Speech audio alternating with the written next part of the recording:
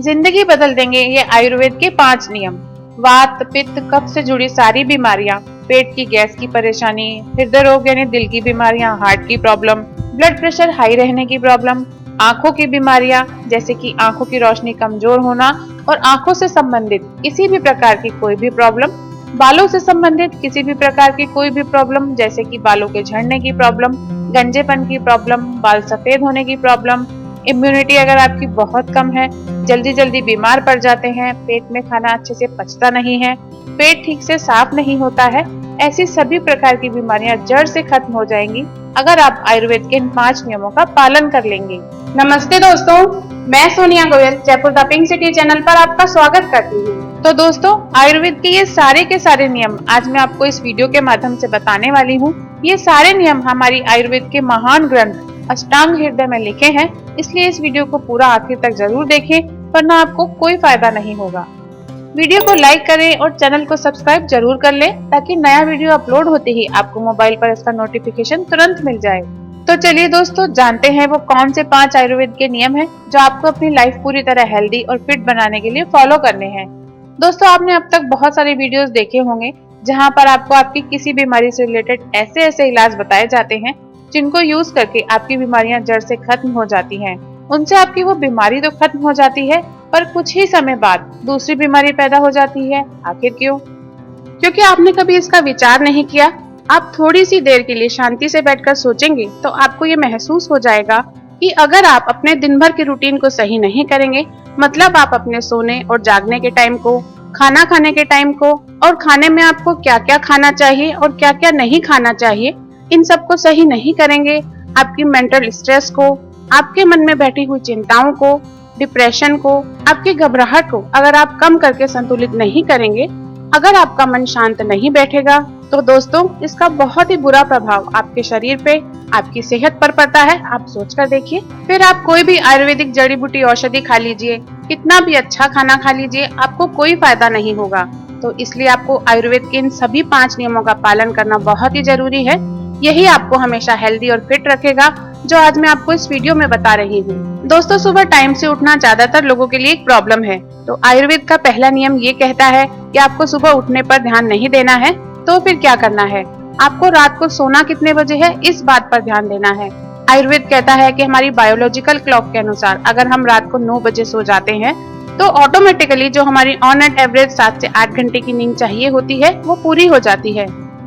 मतलब अगर आप रात को 9 बजे सो जाते हैं तो कुछ ही दिनों में आप देखेंगे कि आपकी नींद सुबह 4 से 5 बजे के बीच में बिना अलार्म बजे ही अपने आप खुल जाएगी। जी हाँ दोस्तों, अलार्म तो जबरदस्ती जागने के लिए होता है। और आप इस बात पर ध्यान देना कि अलार्म लगा के उठने वाले लोगों को गुस्सा ज्यादा आता है, उनके स्वभाव में चिड़चिड़ापन रहने लगता है, एक बेचैनी और घबराहट बनी रहती है और बहुत से लोग तो अलार्म बंद करके या अलार्म घड़ी साइड में फेंक कर वापस ही सो जाते हैं। क्यों? क्योंकि देर से सोने के कारण उनकी नींद पूरी नहीं होती। तो अगर आप सोने के टाइम पर ध्यान देंगे तो अपने आप सुबह जल्दी भी उठ जाएंगे और आपकी नींद भी पूरी हो जाएगी। आयुर्वेद का पहला नियम यही कहता है कि आप सोने का सही समय तय करें बजाय जागने का समय तय करने के।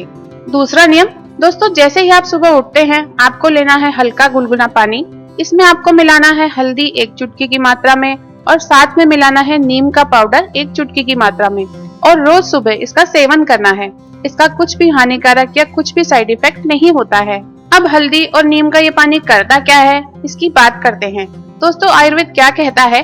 आयुर्वेद कहता है कि हमारा शरीर का 75% भाग पानी है। मतलब ये जान लेना बहुत ही ज्यादा जरूरी है कि आप किस तरह का पानी पी रहे हैं। अगर आपका पानी तांबे के बर्तन में रखा हुआ है तो वो अमृत हो जाता है। आप तांबे का 8 से 10 लीटर का एक बड़ा बर्तन ले आइए और सभी को घर पे तांबे के बर्तन से ही पानी पीने को कहिए।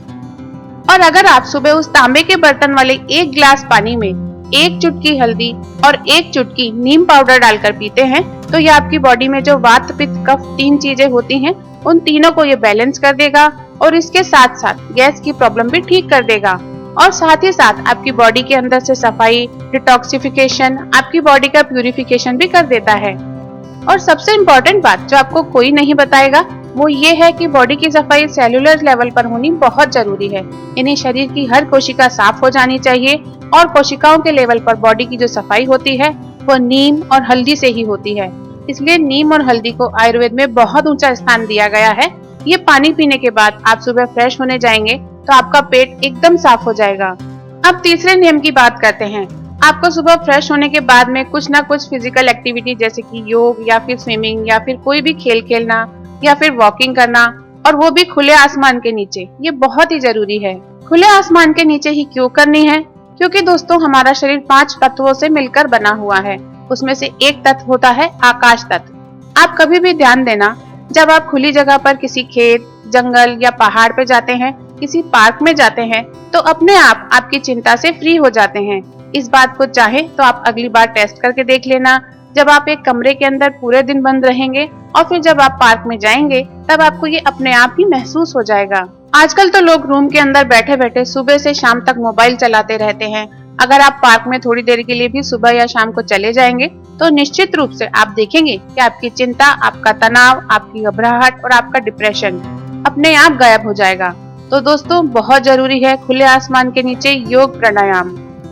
देखिए दोस्तों, जो योग होता है जिसे योगासन भी कहते हैं, वो हमारी सबसे बाहर वाली बॉडी पे, फर्स्ट बॉडी पे, जिसको स्थूल शरीर बोलते हैं, अन्नमय कोश बोलते हैं, उस पे काम करता है। और जो प्राणायाम होता है वो हमारी अंदर की बॉडी पे काम करता है। इस दूसरी बॉडी को प्राणिक बॉडी या एनर्जी बॉडी के नाम से भी हम जानते हैं। तो प्राणायाम करना भी बहुत जरूरी है। प्राणायाम मतलब सांसों को सही तरीके से लेना। आप नोटिस करके देखना, आप दिन भर के ज्यादातर टाइम गहरी सांस नहीं ले रहे होते हैं, केवल ऊपर ऊपर सुपरफिशियल सांस चलती रहती है, जिससे हमारी बॉडी की सेल्स को पूरी ऑक्सीजन नहीं मिल पाती है।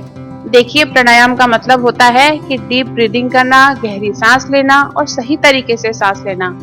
सही तरीके से अगर आप गहरी सांस वाले प्राणायाम करते हैं, जैसे भस्त्रिका, कपालभाति और अनुलोम विलोम प्राणायाम, ये 3 प्राणायाम 5-5 मिनट भी अगर आप खुले आसमान के नीचे ताजी हवा में, जहां ऑक्सीजन खूब होती है, वहां कर लेंगे, जैसे कि आपके आसपास कोई पार्क हो या फिर कोई खेत या जंगल वाला एरिया हो, अगर ऐसी कोई जगह नहीं हो तो आपके घर की छत पे आप करते हैं, तो इससे बहुत ही गजब का फायदा होता है। आपकी प्राणिक बॉडी की हीलिंग करने में ये बहुत ही जबरदस्त, बहुत ही बेहतरीन रिजल्ट देता है। अगर आपकी प्राणिक बॉडी स्वस्थ रहेगी तो आपकी जो बाहर वाली स्थूल बॉडी है वो अपने आप ठीक होनी शुरू हो जाएगी। मतलब ये कि अन्नमय कोश, ये स्थूल शरीर जो होता है, जो आपको दिखाई देता है, वो अपने आप दोबारा से हील होना स्टार्ट हो जाएगा। अब जो चौथा नियम है जिसका कि आपको पालन करना है, उसकी बात करते हैं। आजकल आप सब लोग जानते हैं कि आजकल की लाइफस्टाइल बहुत ही हेक्टिक हो चुकी है और बहुत परेशानियां हैं, जैसे कि जॉब से रिलेटेड बहुत सारी प्रॉब्लम्स है, बच्चों पर पढ़ाई का और कंपटीशन का बोझ बहुत ज्यादा रहता है, शादी की चिंता रहती है, घर की चिंता रहती है, बच्चों की चिंता रहती है। इसके कारण क्या होता है? इसके कारण पैदा होती है चिंता, घबराहट, डिप्रेशन। तो इसको दूर करने के लिए बहुत जरूरी है कि आपको मेडिटेशन करना है। सिर्फ कुछ मिनटों का मेडिटेशन आपकी ये सारी परेशानियां खत्म कर देता है। अब मेडिटेशन कैसे करते हैं, ये सवाल उठता है। सबसे बढ़िया मेडिटेशन जो आपकी एंजाइटी को, टेंशन को, डिप्रेशन को दूर करने के लिए है, वो है सांसों पर ध्यान लगाना।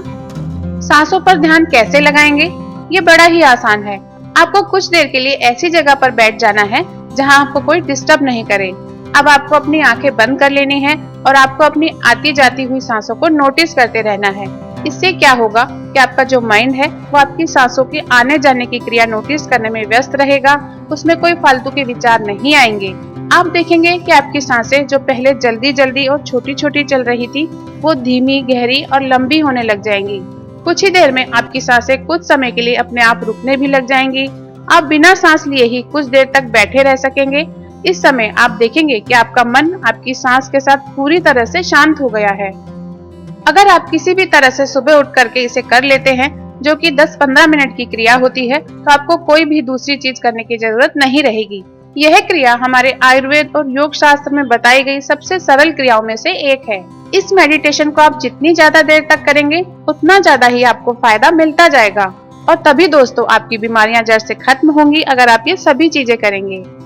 दोस्तों 5वां नियम आयुर्वेद का ये कहता है कि आपको अपने खान पान के प्रति सजग रहना बहुत ही जरूरी है, क्योंकि अगर आपका खान पान सही नहीं है, मतलब ऑयली फूड खाना, फास्ट फूड खाना, जंक फूड खाना, बहुत अधिक मात्रा में खाना और खाने के 2 टाइम के बीच में कम से कम 6 से 8 घंटे का गैप ना देना, अगर आप ये सब करते हैं तो इससे दोस्तों आपके पेट में, आपकी आंतों पर, आपके पाचन तंत्र पर बहुत ही ज्यादा दबाव पड़ता है आप सब जानते हैं कि सारी बीमारियां, वात, पित्त, गैस और कफ की जितनी भी बीमारियां होती हैं वो हमारे पेट से पैदा होती हैं। पेट आपके खाने को ठीक से नहीं पचाएगा तो ब्लड में पोषक तत्व उतने नहीं पहुंचेंगे जितने पहुंचने चाहिए, क्योंकि आपके पूरे शरीर में ब्लड प्यूरिफाई नहीं होगा।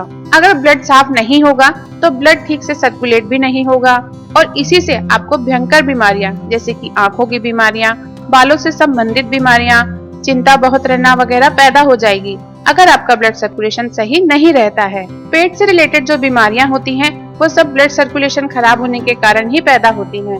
तो आपको अपने पेट को किसी भी तरह से साफ रखना बहुत ही जरूरी है। इसके लिए सही भोजन करें, सही मात्रा में भोजन करें। ब्रेकफास्ट में, नाश्ते में आपको कम से कम 40% फ्रूट खाना है।